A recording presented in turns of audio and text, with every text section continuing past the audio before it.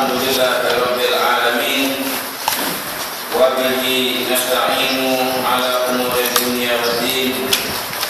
Allahumma shalli wa sallim ala sayyidina Muhammadin wa ala ali sayyidina Muhammad.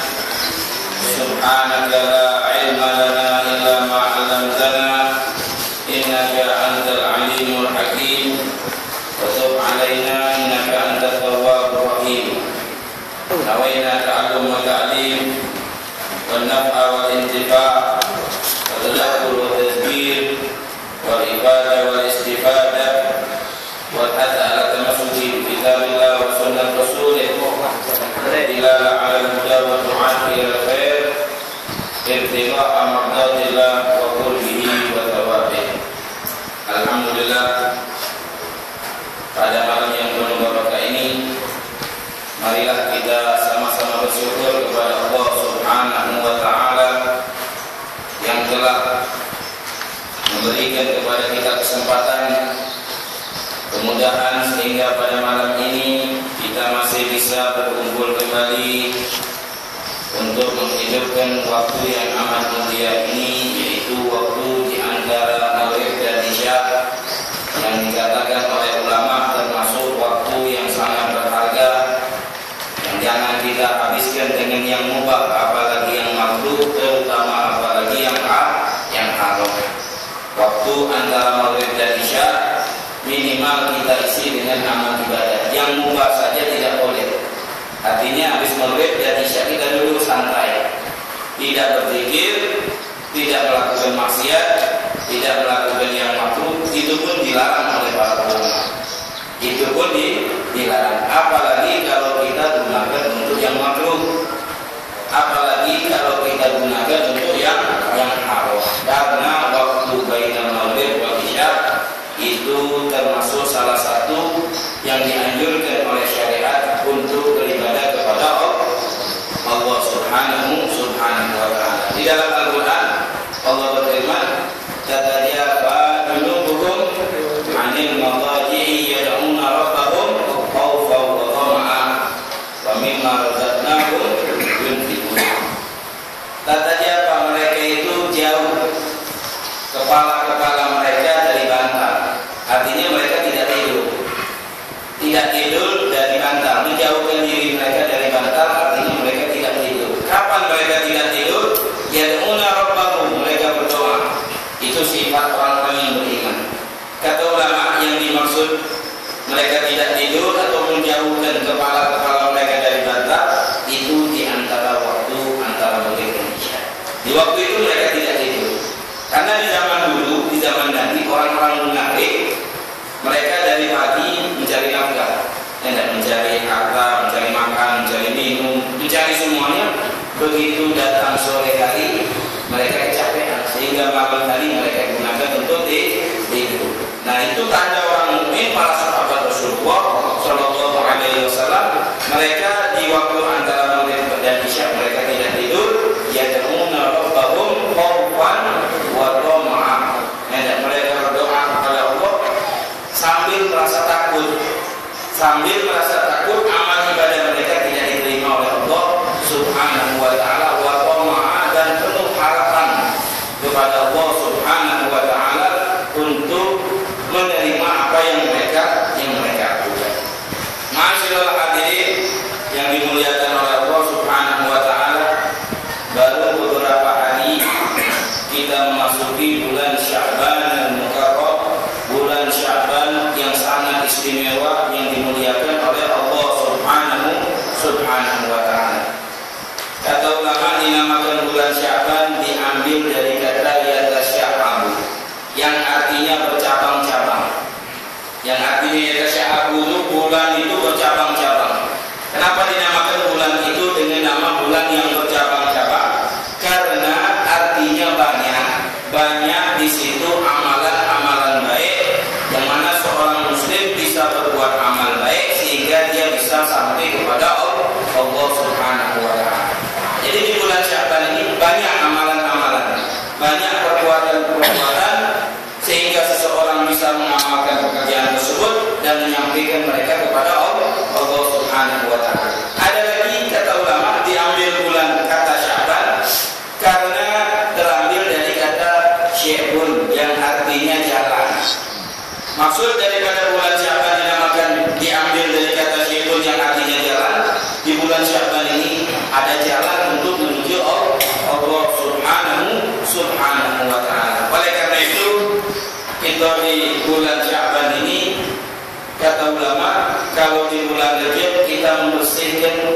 membersihkan anggota badan kita, bersihkan muka kita, bersihkan tangan kita, membersihkan kaki kita. Bukan yang dimaksud membersihkan itu kita cuci, mandi, nyuci sabun, bukan itu, tapi kita jaga anggota badan, terutama anggota tubuh, jaga mata, jaga mulut, jaga perut, jaga kemaluan, jaga tangan, jaga kaki, jaga lisan kita, jaga telinga kita. Itu di bulan Rajab kita diperintahkan membersihkan anggota-anggota tersebut. Di bulan Sya'ban kita diperintahkan membersihkan hati kita.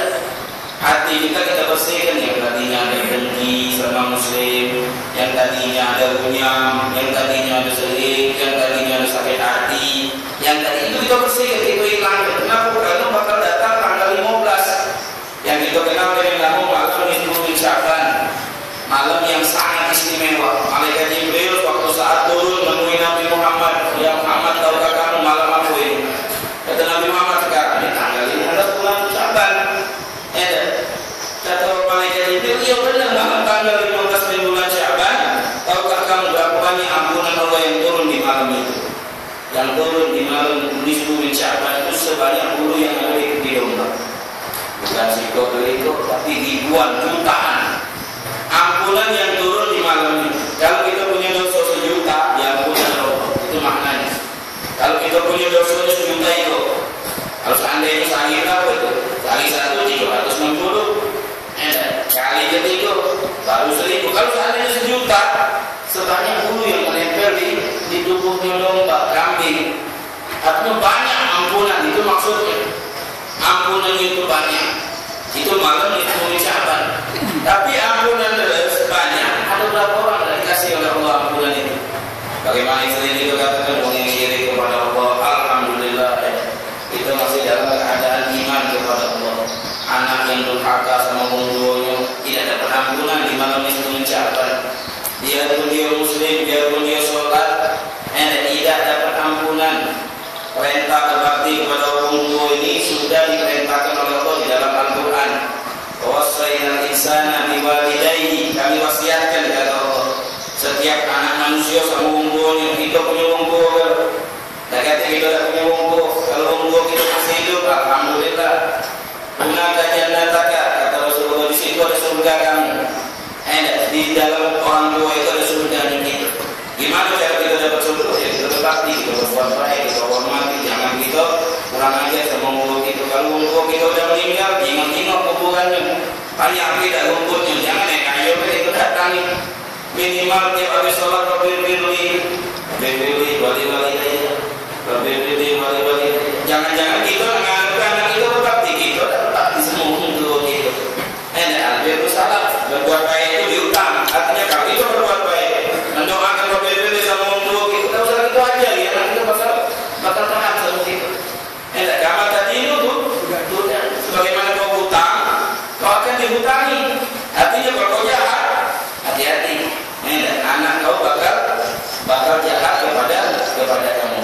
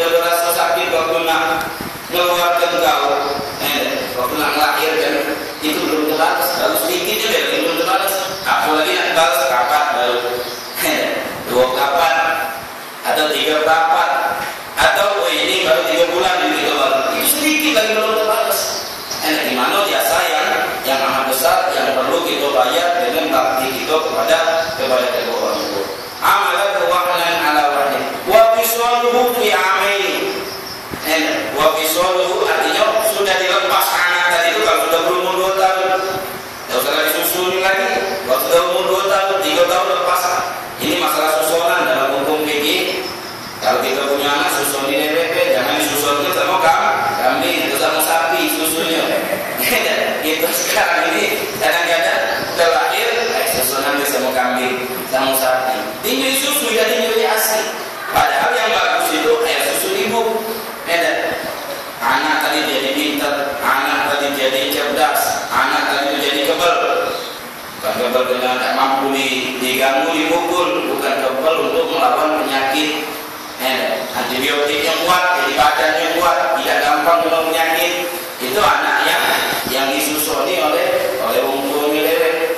Jadi anaknya tadi bakal berkembang, agak lebih cerdas, agak lebih pandai. Subhanallah, air susu ibu itu tergantung umurnya anak.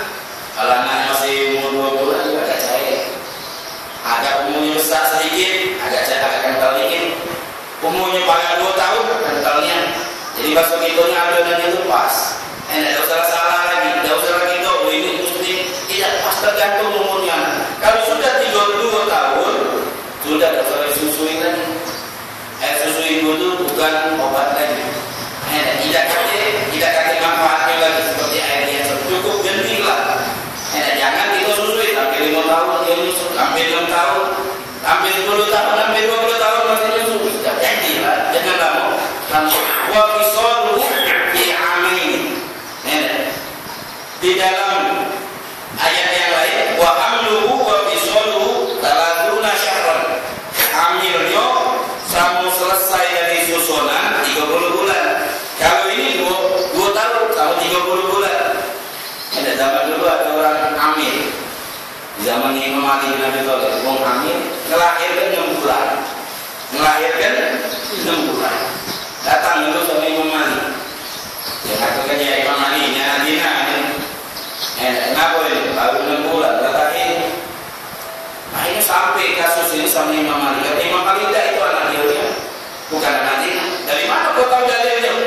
Dalilnya gampang, dari Al-Quran. Kata Imam Ali, 2 ayat yang sudah beruntung. Kata Allah dalam 1 ayat, wa hamluhu wa fisaluhu 30 syahran. Waktu dia hamil sampai waktu dia nyusoni 30 bulan. 30 bulan. Waktu dia wa hamluhu wa fisaluhu fi amin 2 tahun. 2 tahun berapa bulan? 24 bulan.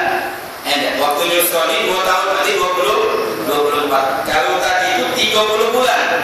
Berarti 24 bulan untuk waktu nyusoni, 6 tahun 6 bulannya untuk waktu hamilnya. Berarti anak yang lahir 6 bulan baca dinamakan anak bapak, bukan anak dinamakannya dalam ilmu fikih diputuskan hukum.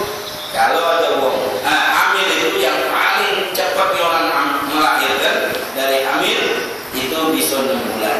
Yang normalnya yang minimalnya 9 bulan. Yang paling lamanya 4 tahun. Baca juga orang hamil sampai 4 tahun. Wa amluhu fi amin anishkuri wa liwalidayka. Terima kasih kamu sama orang tua kamu. Ilayyal masir. Ilayyal masir. Wa in jahadaka, kita taat sama orang tua. Apakah kita angkat dia menjadi Tuhan baik? Kalau jasanya besar. Kita sembah ini orang tua. Dia punya jasa kita luar biasa. Tadi kita dengarkan mikul orang tua dari Yaman sampai ke Mekah belum terbalas. Kita sembah baik jasanya ini.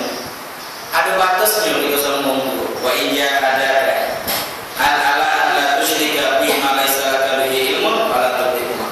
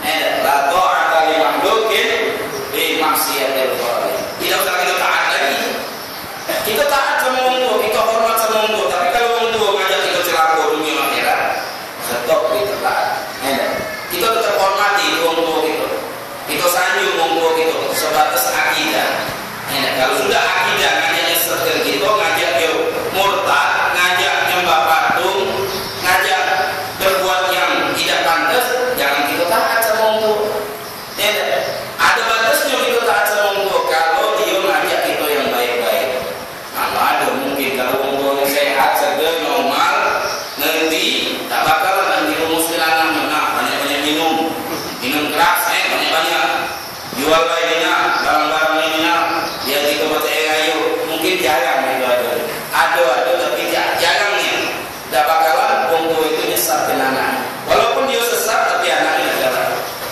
Anaknya biarlah anak jadi orang baik. Banyak kadang-kadang mau ngatangkan ke pesantren anaknya mau anak dari gitu dia dulu gitu kadang-kadang nyesel saja. Macam agak dia lagi selalu udah baca sholat dia lagi setengah mati cukuplah dia usah. Jangan sampai anak buat jadilah anak. Namanya yang itu. Cukuplah dia walaupun dia tak ngerti ilmu cukuplah aku seorang ngerti ilmu. Anakku jangan biar dia baca ilmu. Nah itu yang banyak ngomong itu. Dia sudah tidak baca ngaji, tidak baca agama. Anaknya tidak gitu. Anaknya dia tidak syukur. Kalau anaknya tidak baca ngaji. Nah jadi harus kita berbakti sama orang tua kita agar kita tidak mendapatkan halangan tertutup di malam yang sangat istimewa tersebut, yaitu malam nisfu min Sya'ban. Insyaallah tinggal 1 minggu atau 2 minggu lagi malam tersebut akan datang kepada kita. Kita siap-siapnya dari sekarang. Kalau orang dulu siap-siap nyambut Ramadan itu membulan. Sudah siap nyambut bulan Ramadan, nyambut bulan Ramadan. Itu dari 6 bulan kalau kita jadilah dari Sya'ban jadi. Tinggal sebulan tak nyampe lagi kita masuk bulan puasa. Sebab dalam ilmu fikih kita harus belajar di mana cara puasa itu sah. Kalau kita puasa dari pagi sampai malam sampai sore, berhubung lihat orang makan juga tak sah puasa itu. Harus ada ilmunya. Yang ditahan itu bukan terlalu baik, ditahan mata juga ditahan, mulut juga ditahan, anggota badan juga ditahan, pikiran juga ditahan. Kadang puasa mulutnya tidak makan tidak minum, tapi pikirannya tidak puasa, mulutnya masih tidak ngatai ini. Tidak puasa itu kita kata Nabi Muhammad berapa banyak yang puasa cuman boleh jual cuman boleh lapar sama haus, sebab itu nyempak sama iya payah. Boleh capek dari pagi nahan sampai siang, bolehnya begitu nol, tak boleh apa-apa. Boleh ya lapar juga boleh dipahalun. Padahal nanti di hari kiamat orang-orang yang puasa itu luar biasa. Makanya para salaf mereka minta ya Allah panjangkan umur sampai bulan Ramadan dan dijadikan daripada suam wal guam. Dijadikan orang yang pantas untuk puasa. Kenapa sebabnya? Karena banyak orang tidak pantas puasa. Artinya dia cuma nahan hawa nafsu. Nahan perut, nahan lapar, kantongnya tidak puasa, tangannya tidak puasa, yakinannya tidak puasa, hatinya tidak puasa. Gimana dia dapat pahala dari Allah Subhanahu Wa Taala? Bulan Ramadan ini kata ulama untuk membersihkan kita selama dosa setahun. Selama dosa yang kita lakukan setahun, masuk bulan Ramadan bersih lagi hati kita. Selama 1 tahun dari bulan Syawal tadi itu berapa banyak yang sudah kita lakukan. Kita dicuci dengan adanya bulan Ramadan. Orang-orang dulu, orang-orang sebelum Nabi Muhammad tidak ada yang namanya bulan Ramadan. Ramadan itu khusus untuk umatnya Nabi Muhammad. Umat sebelum Nabi Muhammad ada puasa.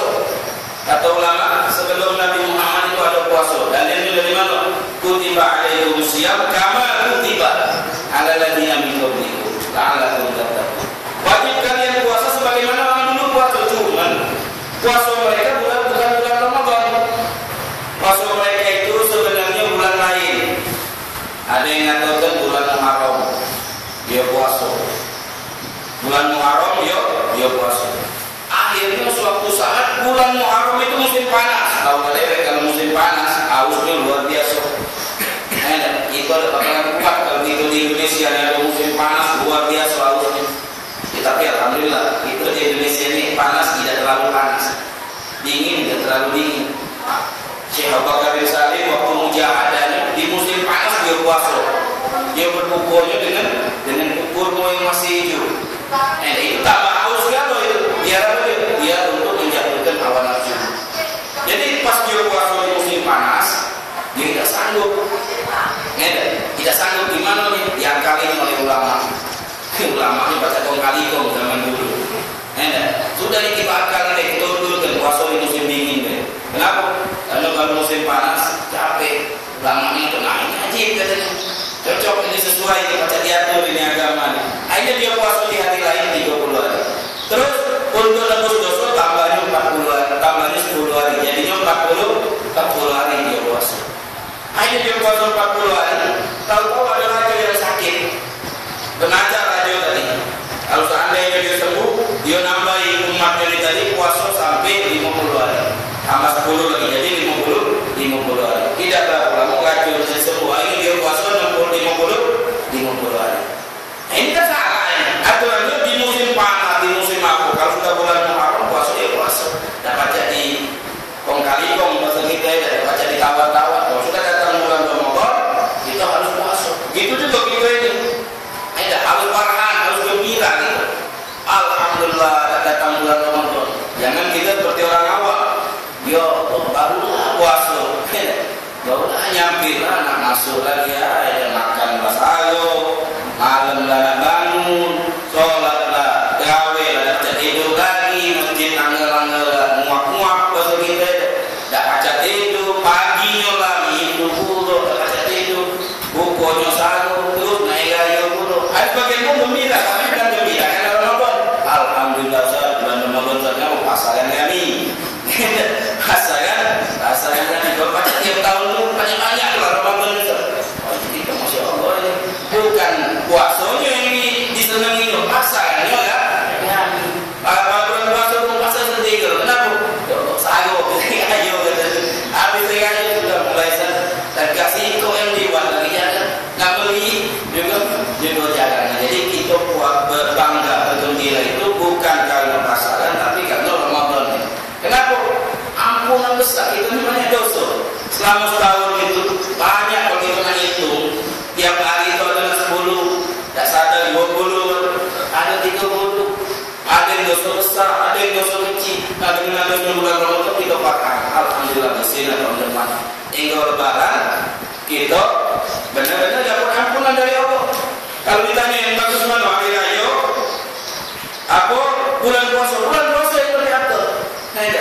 Jangan kita ibadahnya di hari raya kita ibadah. Bulan puasa ini justru bulan puasa kita ibadah. Jangan hari raya itu kita rajin ibadah, sholat tarawih kita tinggal. Sholat tarawih itu tak usah. Sholat hari raya itu alhamdulillah metu kalau dari mana-mana yang tidak pernah sholat metu kalau padahal sholat tarawih itu termasuk sholat yang besar kata Nabi Muhammad man shoma Ramadan. Orang yang benar-benar puasa di bulan Ramadan imanan wahtisaban ghufira lahu ma taqaddama min dhanbi. Di dalam hadis yang lain man qoma bukan shoma tapi qoma, orang yang sholat tarawih. Qoma itu dia sholat tarawih ya Bapak. Jadi qoma itu tegak. Bahasa Arabnya qoma itu qom itu yang tegak hati. Maksudnya tegak di malam hari itu ibadah dengan mendirikan sholat tarawih. Jangan kita bosan. Mazhab kita Imam Syafi'i sholat tarawih 20 rakaat ditambah witir 3. Kalau kita sanggup 3. Kalau tidak sanggup 3, 1 rakaat boleh. Witirnya 1 rakaat boleh. Atau 11 rakaat. Yang abdul 11 rakaat. Kalau kita sanggup 3 sanggupnya 11 rakaat. Silakan sanggup 5, sanggup 7, 9, paling akhirnya 11. Kalau sanggupnya 21 enggak. Kalau seandainya dia sholat witirnya 12 rakaat, yang satunya dasar, bukan dinamakan witir. Yang satunya dinamakan sholat malam. Atau 13, 2 rakaat ini dasar, bukan dinamakan witir. Terus sholatnya jadi sholat apa? Dia jadi sholat yang lain. Dia kan baca Quran Bismillahirrahmanirrahim dapat pahala qiraatul Quran dan sholatnya dinamakan kalau di malam hari ya sholatul lail. Kalau dia habis tidur sholatul tahajud. Jadi sholat tarawih boleh 20 rakaat,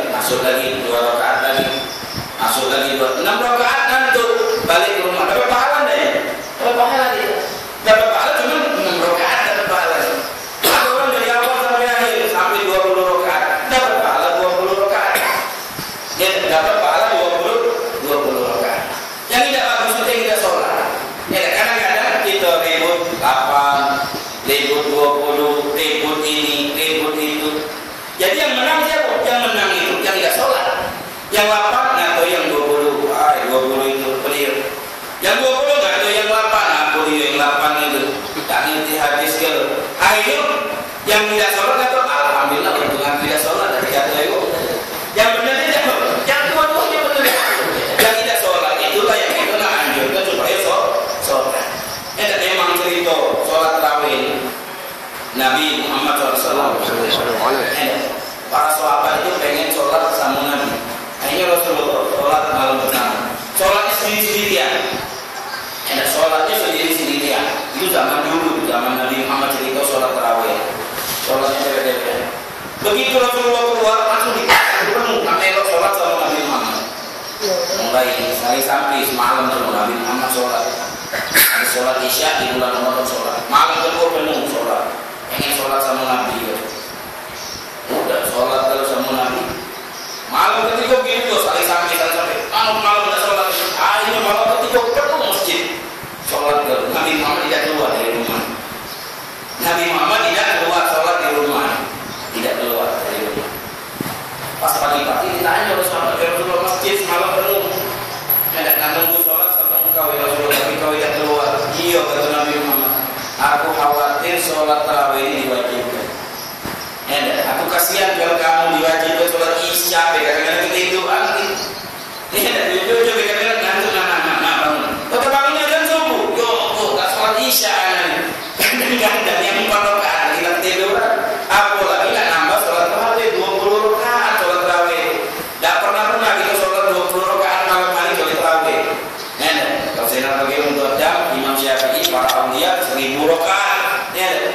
Kita tak sanggup kita 1000 rakaat. 1000 rakaat itu mungkin dari azan habis isya, salamnya itu balik ke rumahnya itu azan subuh.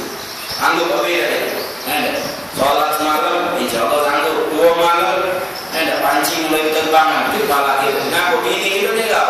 Ya, boleh dimakan dia. Mungkin tidak terpaksa lagi gitu. Hidup habis itu siapa yang hidup? Makan dia. Nah, jadi yang ketiga ini adalah kita keluar. Setelah itu tidak dilakukan lagi oleh Nabi Muhammad. Sampai beliau wafat. Akhirnya dilakukan sendiri-sendiri. Di zamannya Sayyidina Umar, mulai dikumpulkan jamaah, dinamai sholat tarawih, sholat roha. Sholat roha itu sholat sambil santai-santai. Raweh di bahasa Arabnya, roha diambil dari kata roha itu santai. Kemudian habis itu ada yang namanya qasidah kadang-kadang. Ada yang namanya panggilan yang tidaknya kalau minum terus nyebut khalifah. Dikumpulkan jadi jamaah yang tadinya sendiri-sendirian jadi jamaah. Masjid dinyalakan lampunya. Itu termasuk bid'ah hasanah yang dianjurkan oleh Sayyidina Umar. Jadi yang tercetus pertama kali itu Sayyidina Umar bin Khattab. Kemudian dilakukan oleh Khalifah Sayyidina Utsman bin Affan. Setelah itu di zaman Imam Ali masih juga dilakukan. Bahkan didoakan oleh Imam Ali. Setelah masjid di bulan Ramadan terang, kata Imam Ali, jasa Sayyidina Umar. Nawarallahu qabra Umar kama nawar masajidana. Itu doa Imam Ali. Imam Ali mendoakan Sayyidina Umar yang sudah meninggal. Kata Imam Ali, mudah-mudahan kuburan Sayyidina Umar ini diterangi oleh Allah sebagaimana dia menerangi masjid kita di bulan Ramadan. Itu bid'ah hasanah itu namanya. Nabi melakukan tidak? Kata ulama, tidak bid'ah ini. Siapa mengatakan bid'ah? Nabi melakukan. Kalau bid'ah itu Nabi tidak melakukan. Sayyidina Umar ini cuma mengumpulkan baik. Jadi bukan bid'ah. Ada lagi yang mengatakan tidak itu bid'ah yang Rasulullah lain katanya. Ada yang Rasulullah itu sendiri, tapi bid'ahnya namanya bid'ah hasanah. Bid'ah hasanah itu yang tidak ada di zaman Nabi, kemudian tidak keluar dari dalil-dalil Al-Quran.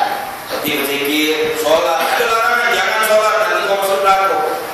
Mana ada mau mati masuk neraka? Kenapa? Gara-gara sholat tarawih. Tidak ada.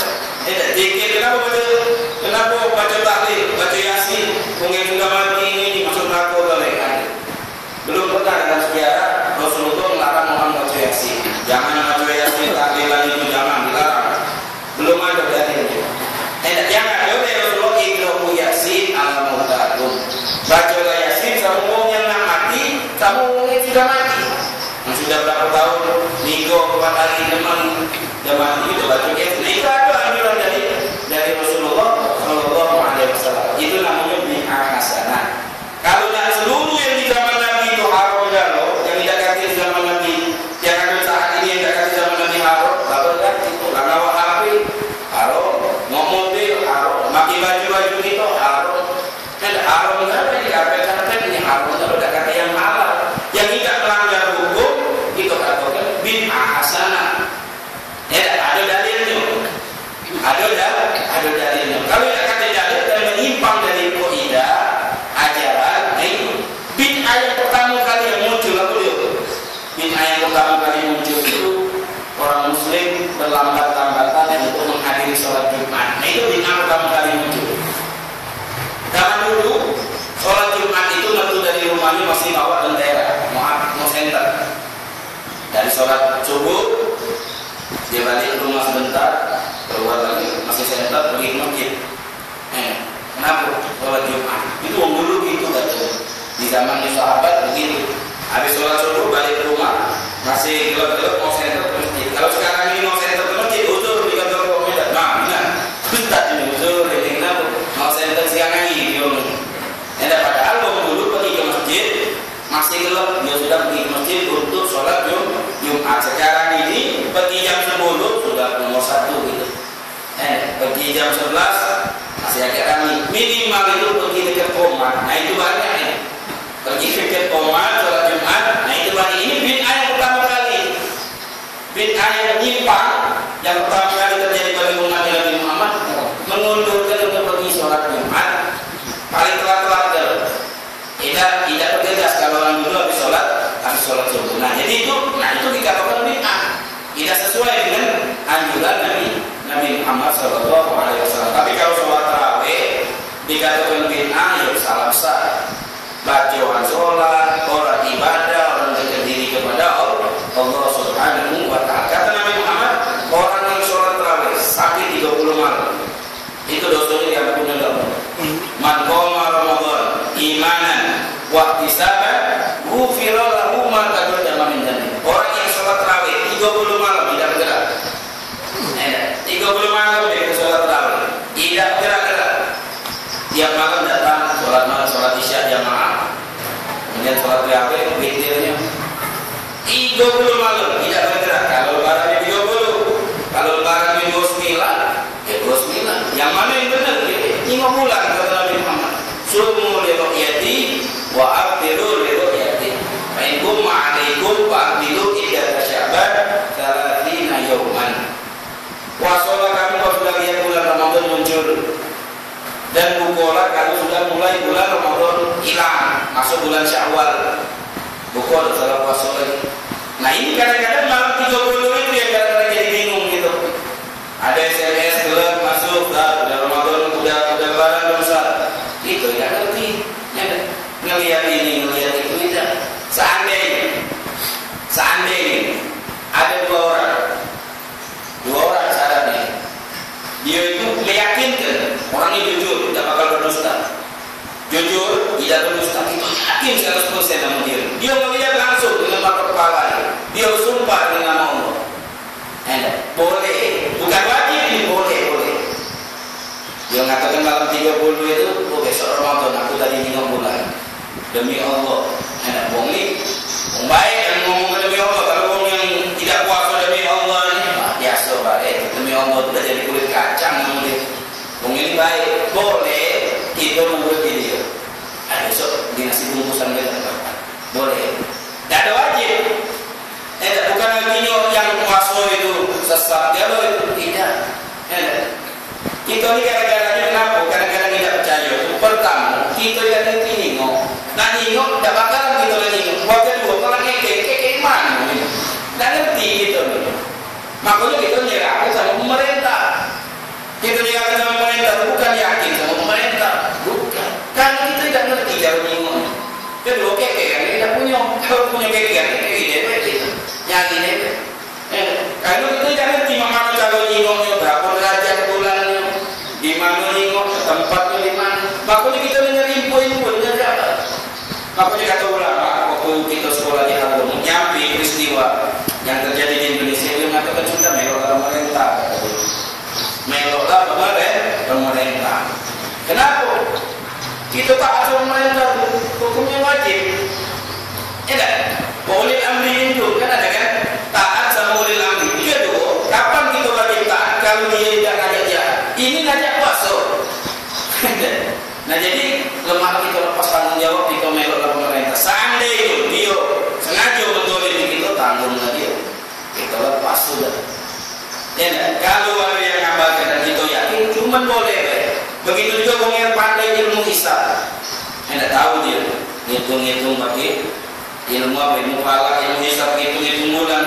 Dia boleh juga puasa dengan hitungan dia dan berlebaran dengan hitungan dia.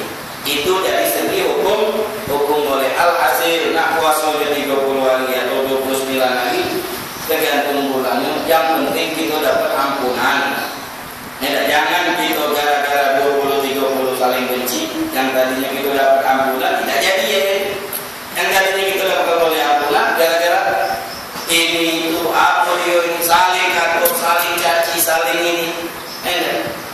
Masalah ini masalah yang wajar begitu katakan. Ikhtilaf ummati rahmah. Ya khilaf antara ulama ini yang jadi heran, yang jadi aneh. Kadang-kadang bukurnya tanggal 29 hari Ramadan, sholatnya tanggal 1 Syawal itu 30.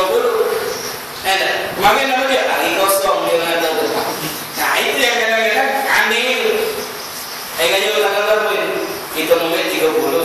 Oh besok lebaran, ya besok lebaran. Kapan pun 29 31. Terus besok ini tidak lebaran. Jadi apa itu? Hari kosong katanya. Sholat Id lagi. Kadang-kadang ngimamnya lagi bro. Nah itu yang kadang-kadang kita jadi bingung itu. Dalam kitab fikih sholat Id itu sholat yang ada waktunya. Dari matahari terbit sekedar tombak waktu duha sampai zawal, sampai zuhur. Sampai waktu zuhur itu waktunya. Kalau sudah habis waktunya, sholatnya sholat qadha. Hari kedua dia nak sholat. Tanggal 30 dia wukuf sudah. Tanggal 1 Syawal, tanggal 1 Syawal hari-hari kedua kan dia nak sholat di situ. Jadi sholatnya apa dia? Sholat qadha. Bukan sholat ayo. Sholat ayo itu dia ayo yang pertama. Kalau ayo itu sholatnya jadinya sholat qadha. Nah jadi perlu kita perhatikan, jangan gara-gara lebaran itu jadi di bulan, jadi ini tetap kita bersatukan. Yang penting puasa kita ini. Kita buat sebagai